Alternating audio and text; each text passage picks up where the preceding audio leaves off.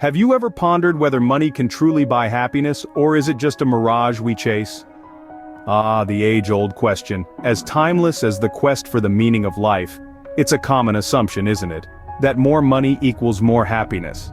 But is it really that simple? The relationship between wealth and happiness has been a topic of intense scrutiny for centuries.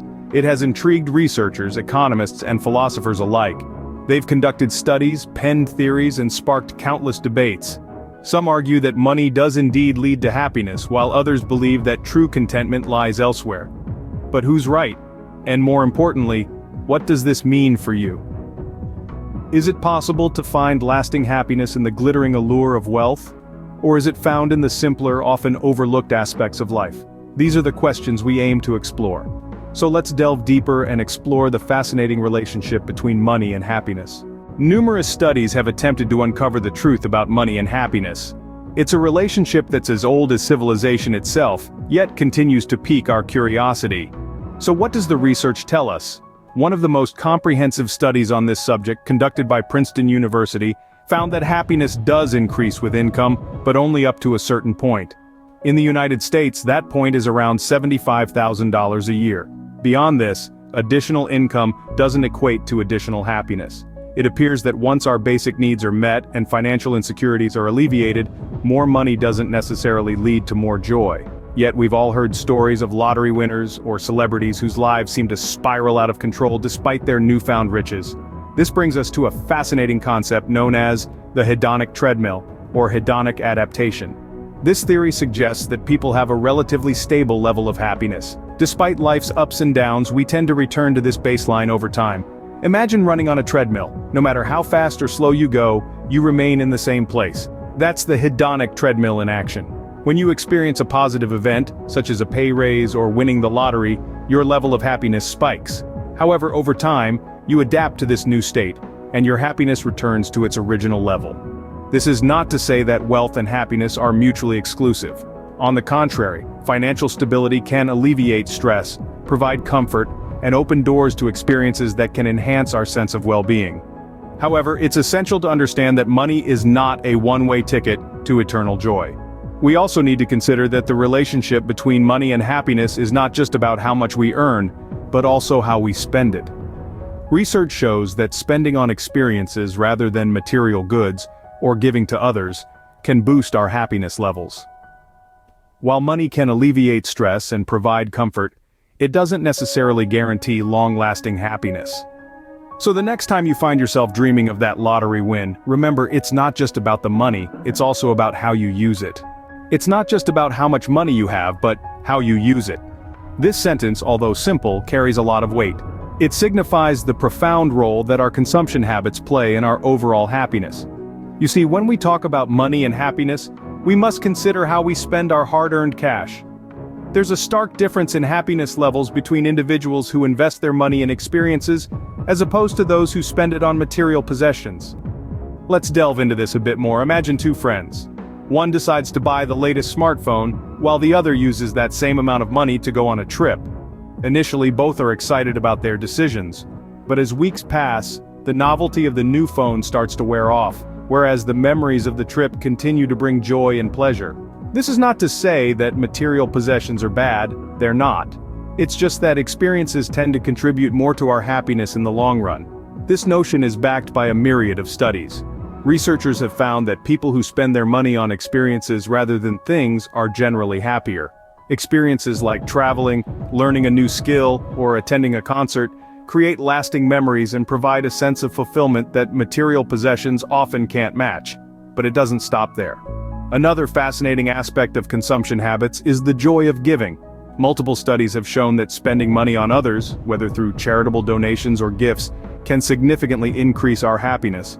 It's an interesting paradox, isn't it? We often think that spending on ourselves will make us happy. But in reality, the act of giving not only benefits the recipient, but also boosts our own happiness. In conclusion, our consumption habits play a significant role in our pursuit of happiness. It's not about having more, but rather about spending wisely, valuing experiences over possessions, and understanding the joy of giving. Thus, it's not just the money, but how we spend it, that influences our happiness. Can money sustain happiness in the long run? This is a question that has intrigued philosophers, psychologists, and economists alike for centuries. First, let's consider the fleeting nature of happiness derived from material possessions and wealth. Picture this.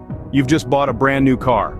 The smell of the leather seats, the gleaming paintwork, the roar of the engine, it's exhilarating.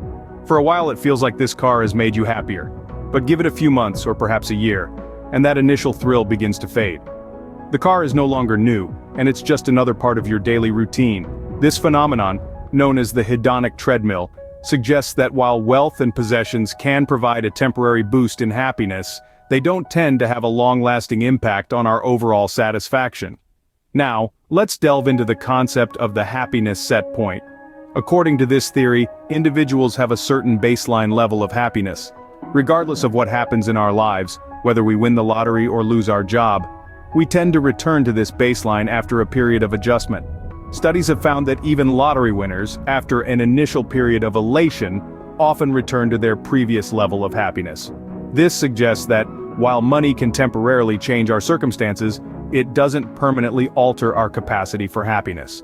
In fact, excessive wealth can sometimes even lead to less happiness. Money can bring its own stresses, like the pressure to maintain a certain lifestyle, the fear of losing wealth, or the isolation that can come from being in a different financial bracket than friends and family. So, what does all this mean? It suggests that while money can certainly make life more comfortable, it's not a guaranteed ticket to enduring happiness. Other factors like meaningful relationships, personal growth, and contributing to the community often play a significant role in our long-term satisfaction. So, it seems that wealth alone may not be a sustainable source of happiness. So, can money really buy happiness? This question has been at the center of our discussion.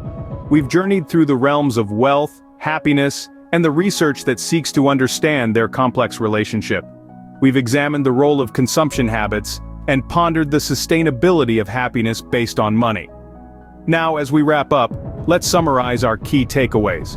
Firstly, there's no denying that money can provide comfort. It affords us the basic necessities of life: food, clothing, shelter. It can also give us access to better healthcare, education, and the ability to pursue our passions. These are all factors that can undoubtedly contribute to our overall sense of well-being. However, it's important to emphasize that money alone is not a guarantee for long-lasting happiness. Remember the research we discussed earlier? It showed that once a certain income threshold is crossed, additional money doesn't significantly increase happiness. It's not about how much money you have, but rather about how you use it. This leads us to our next point, the role of consumption habits.